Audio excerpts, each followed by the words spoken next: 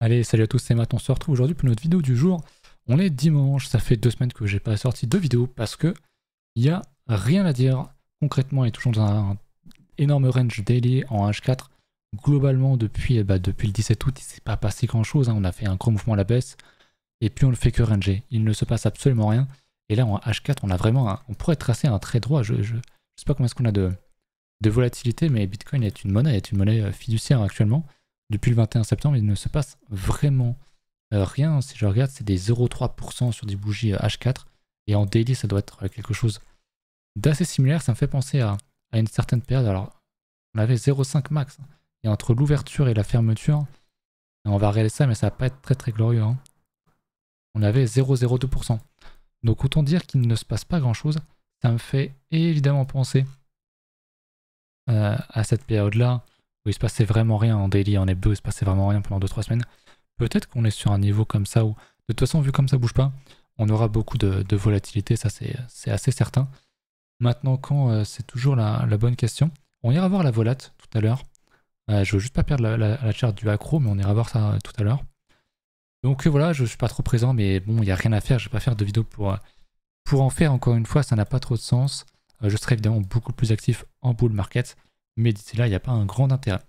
D'ailleurs, j'en profite ce soir, je serai peut-être en stream, mais genre 1 heure ou 1 heure et demie max, parce que bah, il n'y a pas foison de choses à dire. Donc voilà, écoutez, on va commencer avec rapidement une lecture des derniers commentaires, parce que j'avoue que ça fait un moment que j'avais pas regardé. TRB, j'ai pas regardé, du coup, il aurait explosé il y a une semaine a priori. On m'avait demandé de faire un top 10 sur mes altcoins pour le prochain run. C'est pas quelque chose que je trouve intéressant. Je ferai une vidéo top 10, mais j'en donnerai peut-être 15 ou un truc comme ça sur les plus belles structures, etc. Mais globalement, il faut savoir que dans un bull market, bah, tout monte en fait. 95% des choses, voire 99%, tout va dans le même sens. D'ailleurs, il a écrit bull run, bull en français. Ok, j'avais pas vu les mots-clés ensuite. Je vois un message qui parle de continuer son DCA. Ça, c'est quand même très bien. Augmenter son DCA en cas de Black Swan. Pas pressé. C'est vraiment la chose que j'ai envie de lire en ce moment. Et on voit qu'il n'y a plus grand monde sur le marché. Il n'y a plus que les gens qui ont un plan, qui achètent petit à petit et qui sont prêts. Encore une fois, j'insiste toujours sur le fait d'avoir une force acheteuse, une capacité acheteuse de côté au cas où il y a un Black Swan, justement. Donc très très bien, ce genre de commentaires, j'en lis de plus en plus sur ma chaîne, sur mes réseaux, sur Discord et tout. Et alors de plus en plus, hein, ça reste quelques rares messages éparpillés par là, évidemment. La majorité ayant quitté le navire il y a déjà bien longtemps. Donc c'est cool. Toujours plaisant de t'écouter en toute humilité, ça change de tous ces youtubeurs qui nous snobent. Un vrai plaisir de t'écouter. Et j'avoue que ta technicité est efficace. Bah grand merci, Mehdi. Grand merci. Voilà, donc il faudrait que je regarde. Ça c'est un scam. Il faudra que je regarde le TRB. Mais du coup je suis assez content des derniers messages. Donc voilà, je voulais vous le montrer parce que ça me fait plaisir.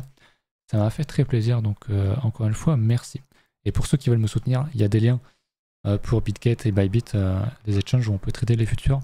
Quoique ça va peut-être revenir sur Binance un jour. Apparemment Binance FR y travaillerait. Donc voilà, bref. On va parler BTC, on va parler un petit peu alt. Mais il n'y a pas grand chose à dire. J'ai passé, ça sert à rien d'être sur du H4, sur du H1, sur Bitcoin. Honnêtement, ça n'a pas changé depuis des semaines. En daily, on est toujours dans ce niveau, dans ce range que je mettrais moi entre 31K et 25K. Tant qu'on casse pas un niveau, franchement, on n'aura pas de direction. Moi, vous le savez, je m'attends à ce qu'on vienne rechercher des niveaux dans les 20K, 22K, etc. Pour prendre pas mal de liquidités, prendre pas mal de stops, piéger les gens pour pourquoi pas rebondir et aller plus haut derrière, un petit peu comme ce que j'ai montré sur ma charte hebdo, hein, quelque chose comme le scénario violet, techniquement ça me semble quelque chose d'assez pertinent. Ou rouge, je pense vraiment pas qu'on aille plus bas que les 15K. Le halving approche, l'air de rien. Je précise toujours, hein, mais le halving n'est pas non plus la solution miracle. Jusqu'aujourd'hui, ça a toujours, on l'avait déjà un bottom avant d'arriver au halving, et les semaines qui suivent, les mois qui suivent ont été toujours haussiers, mais les performances passées ne présagent pas des performances futures. Mais quand même, le halving aide fondamentalement, il faut le noter. Et puis on est quand même dans un beau bear market. On aurait un halving qui arriverait, on serait ici. on serait en plein bull run, je dirais ok, c'est peut-être pricé, il y a peut-être des choses qui se passent qu'on ne sait pas. Là honnêtement on a vidé le marché, le halving va se poser petit à petit, donc je pense qu'après le halving on va retrouver des ATH entre guillemets assez rapidement, sous 4 mois, sous 6 mois, je sais pas combien de temps ça mettait les dernières fois. Mais voilà, pour moi on a ce genre de schéma qui devrait arriver, l'un des deux. Peut-être qu'on a déjà le bottom actuellement et qu'on va ne faire que monter, même si je pense que très peu de personnes y croient, hein, un petit truc vraiment comme ça. C'est possible aussi. Mais bon, pour moi on est plus dans une logique, vous le savez, d'achat à étaler dans le temps, pour ne pas être sujet aux émotions, parce que oui, le Black Swan est possible. On peut revenir chez Marouche typiquement à 17 000%, ce qui nous ferait un moins 33% sur Bitcoin, ce qui veut dire un bon moins 50, moins 60, moins 70 sur les altcoins, ok? Sauf énorme bonne surprise, mais je n'y crois pas trop. Donc il faut être prêt à ça. Et pour autant, je pense que c'est des niveaux d'achat et un timing d'achat qui est exceptionnel et qui va être très payant pour les prochaines années. Donc on achète petit à petit, on prend son temps, on continue, et tout se passera bien. D'ailleurs, je continue d'acheter avec le bot Bybit, avec les référals. Bon, j'ai plus trop d'argent avec les référals, donc peut-être que mon bot va s'arrêter avant le halving. Mais voilà, je vous le dis quand même, je continue d'acheter. De toute façon, ça se fait en automatique, donc il n'y a pas de souci. Voilà pour ça. Pour Bitcoin sur l'hebdo, le daily, le mensuel, bon, on voit pas grand chose à cause des dessins, mais concrètement, on a dégagé ça un peu. Hop, on n'a rien de bien intéressant, il se passe rien de bien fou actuellement. Mais voilà, on a quand même posé un truc. Voilà, quand on compare en mensuel, bah, globalement, les halvings prépare quelque chose derrière d'assez intéressant. Ça peut prendre du temps, mais derrière, effectivement, on enchaîne pas mal à la hausse. Mais encore une fois, je maintiens l'hypothèse où un jour, ça ne sera plus le cas. Un jour, le halving, on l'aura peut-être en plein bull run, et ça posera un top. Peut-être sur la préparation d'un bear market, ou en plein milieu d'un bear market, et on va pas faire de nouvelles ATH pendant 3 ans, 4 ans, ou je sais pas. Ça, il faut toujours penser que c'est quelque chose qui est possible, d'autant plus que ça sera de plus en plus possible, pour 2 raisons pour moi. Déjà, de 1, ça devient de plus en plus évident, et vous savez que quand quelque chose devient de plus en plus évident sur un marché, c'est pas bon signe. Et de 2, bah, en fait, le principe même du halving, c'est de diminuer le reward, et donc son impact, tous les 4 ans, est divisé par 2. Donc à un moment donné, bah oui, peut-être qu'il y a certains mineurs qui couleront, comme c'est le cas, mais je suis persuadé que si le coût de fabrication d'un bitcoin est actuellement, j'en sais rien, je dis au pif, est à 20 000, ou même à 25 000, et bah si on passe à 20 000, il y en a plein qui vont pouvoir miner entre guillemets à perte, parce qu'ils ont l'espoir que derrière, 2-3 ans derrière, bah, ça remonte, et qu'ils le vendent en profit. Et puis surtout, il y en a beaucoup qui ont énormément d'avance, énormément de profit, qui ont vendu beaucoup en haut, qui ont fait des gros multiples, etc. Donc ils ont cette capacité financière à tenir. Je pense pas que ce scénario-là soit le cas pour 2024. Je pense qu'effectivement, autour d'avril 2024, on sera sur vraiment la rampe de lancement d'un bull market et qu'on va péter à la hausse par la suite, et que globalement, fin 2024 ou early 2025, on sera à nouveau à l'ATH. Mais ne jamais dire jamais, on ne sait pas ce qui peut arriver. Encore une fois, attention aux certitudes. Voilà pour ça, je n'ai pas préparé ma chart pour ce graphique ici. J'en suis désolé. On va regarder du coup autre chose. On va regarder du coup les aides. En vrai, il va rien se passer sur tout ce qui est funding, etc. En vrai, ça n'a pas changé depuis la dernière fois. Il se passe rien. Il n'y a rien à dire. Voilà, comme ça c'est fait. Le accro, je vous en avais parlé la dernière fois, je crois. Ou alors encore la semaine d'avant. Il me semble que j'en avais parlé sur Twitter aussi. En hebdomadaire, on va se mettre en linéaire. On avait une très belle structure ici. Quelque chose de magnifique. Un beau range qui a cassé à la hausse. On avait beaucoup de volume d'accumulation. Ça, c'est vraiment quelque chose d'assez rare, malheureusement. Mais de très très bien, hein, du volume sur un range qui casse, sur un bottom après autant de temps et autant de travail sur la structure. Franchement, c'est quelque chose qui est vraiment appréciable. Évidemment, soit t'achetais la cassure ici ou ici, soit t'étais un pigeon et t'as acheté quand tout le monde achète parce que t'as peur de rater le train. Sinon, tu achètes le retest, et on est en train de retester cette zone-là on a quand même pris un bon moins 64%. Donc il y a des gens qui se sont fait bien laver là-dessus. Je vais repasser en log. Donc pour moi, on commence à être sur des niveaux très intéressants d'achat, juste en termes de price action. J'aime beaucoup ce qu'on a là. Pour du long terme, pour moi, c'est des achats qui sont vachement intéressants. Après, attention, on peut effectivement, si Bitcoin va rechercher les 22K, etc., il y a pas mal de chances pour qu'il fasse ça. Ok. Et peut-être qu'on va faire un range un peu plus long et qu'on va repartir 2024-2025. Donc, toujours penser qu'on peut toujours aller plus bas. Maintenant, si vous mettez, je sais pas moi, si vous faites du DCA là-dessus, eh ben, vous pouvez prendre ici, vous pouvez repartir sur une structure en daily, donc vous attendez, je sais pas, qu'on ait à nouveau un range, et puis si on l'a pas là, on l'aura peut-être plus bas. Donc voilà, agissez intelligemment, pardon, vous avez le temps.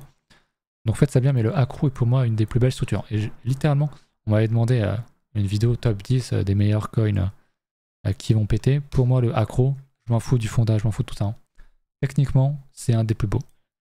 Très beau range, du volume comme on veut le voir, un beau retest. Que demande le peuple, vraiment.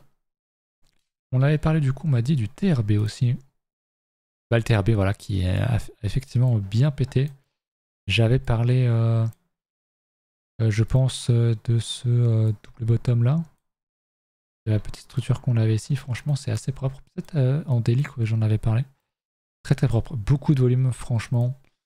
On voit qu'il est très différent du accro. Le accro est plutôt dans une phase de retest. Lui, il est encore dans sa phase d'expansion. On pourrait faire un énorme double bottom comme ça. Ok. Peut-être un peu prématuré, un peu trop tôt pour le cycle. Donc moi, très clairement, j'en ai pas de TRB. Si, j'en ai peut-être un petit peu sur mon DCA Bybit. Je sais plus. Très clairement, c'est une zone pour vendre. Si on veut prendre un petit peu de profit et racheter plus bas, perso, j'aurais aucun problème à vendre au moins une partie ici et à racheter plus bas. Parce que là, il y a un delta de 50%, 53%. Donc ça vaut le coup. En tout cas, très clairement, trop tard pour acheter ça. On est plutôt sur une période de prise de profit plutôt qu'autre chose. Donc voilà. Voilà, deux très bons exemples. Malheureusement, des alts comme ça, il n'y en a pas beaucoup. Le reste, range, voire étant en plein gange. Quand je regarde certaines de mes alts, bah, ça gange. Il se passe pas grand chose. Le fils a l'air de retrouver un peu des couleurs. Je regarde un petit peu mes alts à moi, bah, le GLMR, il va droit à la poubelle. Le GLD aussi. Le GLD, j'en avais parlé, souvenez-vous. On avait cette belle trendline là. Tant qu'on la casse pas, pour moi, il n'y aurait pas grand chose à faire, à moins qu'on fasse une grosse structure en dessous. Mais EGLD, pour l'instant, c'est pas trop ça. Je crois qu'il y a le FTT qui bouge un peu actuellement. Mais on voit globalement, depuis des semaines et même plutôt des mois, bah, il se passe rien, quoi. Voilà, le chic est cassé, il refait une belle bougie verte, bon, il se passe rien. Je voulais voir FTT, parce que je crois que je l'ai pas dans ma liste. Il faut aller regarder sur Binance. Ok, là, c'est pas le bon. Peut-être ici, voilà. Là aussi, le FTT, bah, il y a une belle structure en préparation. Elle n'est pas validée parce que si on fait ça, c'est ciao. Par contre, si effectivement on casse ce niveau-là et qu'on fait un truc comme ça, ça c'est le genre de truc qu'on veut voir. Concrètement, c'est vraiment le genre de truc qu'on veut voir. Donc, à suivre. Honnêtement, vraiment à suivre. Après, il y a le côté fondamental où FTT, bon, on ne sait pas trop ce qui va se passer. Il y a des rumeurs de rachat, je crois, par KuCoin ou en tout cas Coinbase. Et même si c'est le cas, ok, ça paraît bien pour la boîte, mais est-ce qu'ils vont garder le FTT? On n'en sait rien. Donc, honnêtement, moi, je serais tenté de dire on n'y touche pas. La structure est intéressante. Si on veut mettre une pièce pour le côté casino, ok. Mais c'est à peu près tout. Je vais voir le sol aussi. Le sol est pas mal. Le sol structure. Le sol a cassé des bons gros niveaux. On l'a pris mes niveaux, on a pris mes niveaux aussi, donc il n'y a pas grand chose d'autre à noter. On réintègre quand même pas mal. Donc moi pour racheter ça, j'attendrai qu'on ait une structure par ici ou même plus bas. Encore une fois, on a le temps. Surtout si Bitcoin dump, bah le Solana il va faire ça. Hein, donc voilà. Pour l'instant, ouais, malheureusement la période FTX a quand même bien massacré la charte. Donc on attend quelque chose d'un peu meilleur, mais rien de sensationnel pour l'instant. On va s'intéresser au côté j'allais dire institutionnel, pardon, avec le marché traditionnel. Au niveau du dollar, bon, on n'est pas étonné. On va beaucoup plus haut. Par contre, Bitcoin tient bien. Vu la rampe de lancement qu'on a sur le dollar, BTC tient en vrai bien. On ira voir les stocks après, mais je crois qu'ils tiennent pas trop mal. Je vous avais dit, hein, depuis qu'on allait faire cette déviation-là, j'attends qu'on aille chercher le plus haut. On est en train de le faire. Est-ce qu'on va faire une déviation comme je l'ai noté ici ou pas?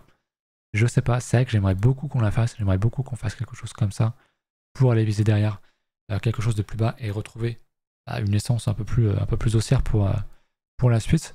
Donc en vrai, je suis très content qu'on ait un gros mouvement à la hausse sur le dollar sans que ça impacte trop Bitcoin. On peut s'estimer assez chanceux là-dessus. Mais en daily, on voit que c'est quand même très fragile. Hein. On a une tendance qui est très forte, mais on a une grosse trendline là. Si c'est le cas, ça peut faire mal. Donc on est patient. Mais c'est vrai qu'il faut voir le bon côté là-dedans.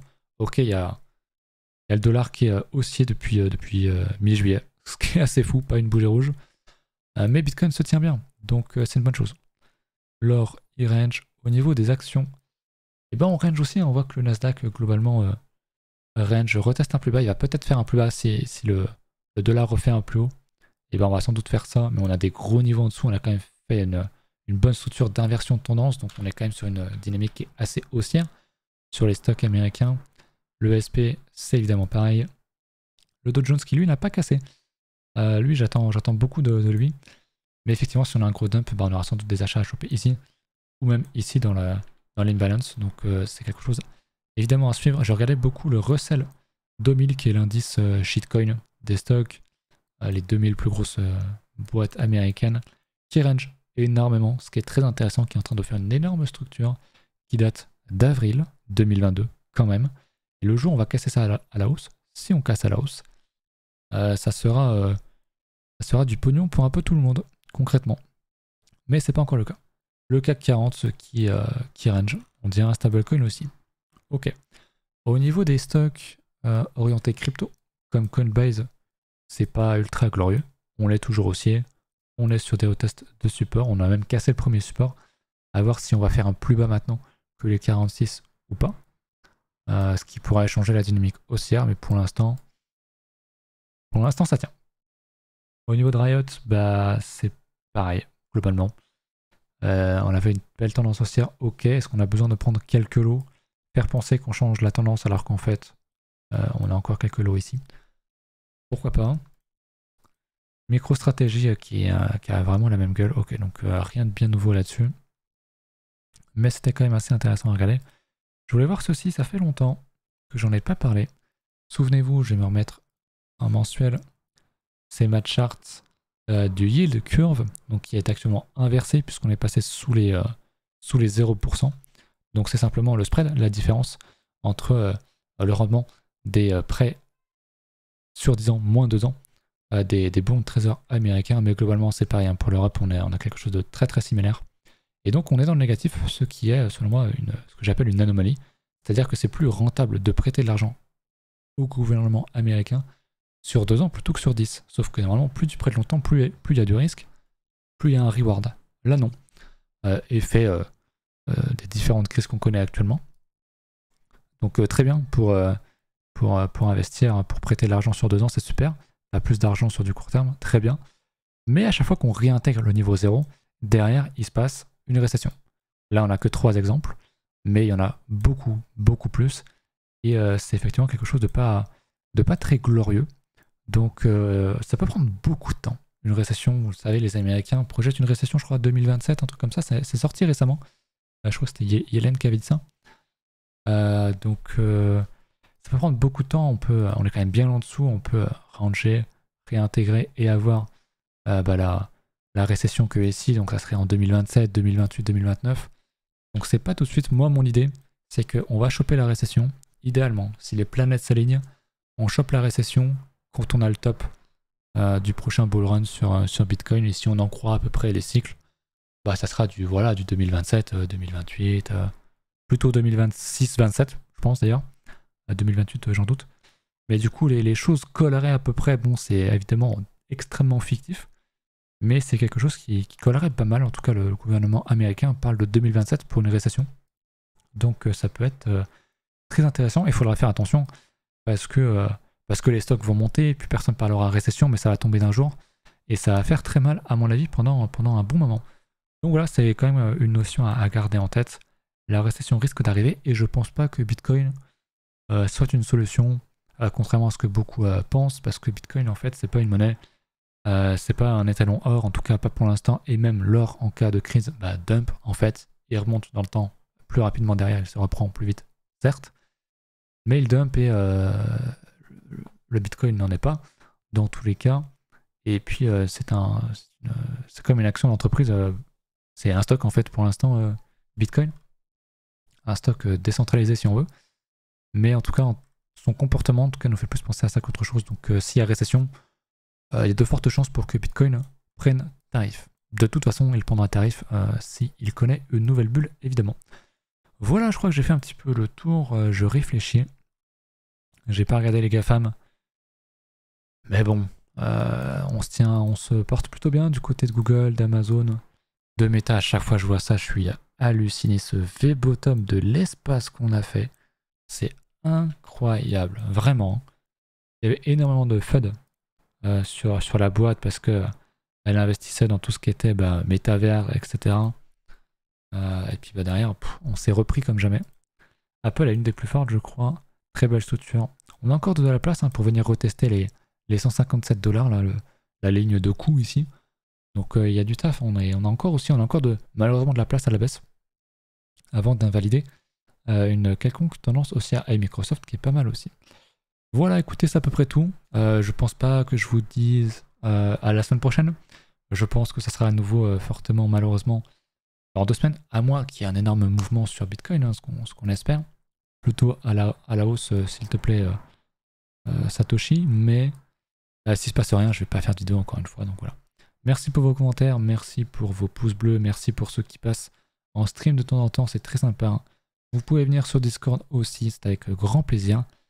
Et puis encore une fois, à la prochaine. Salut.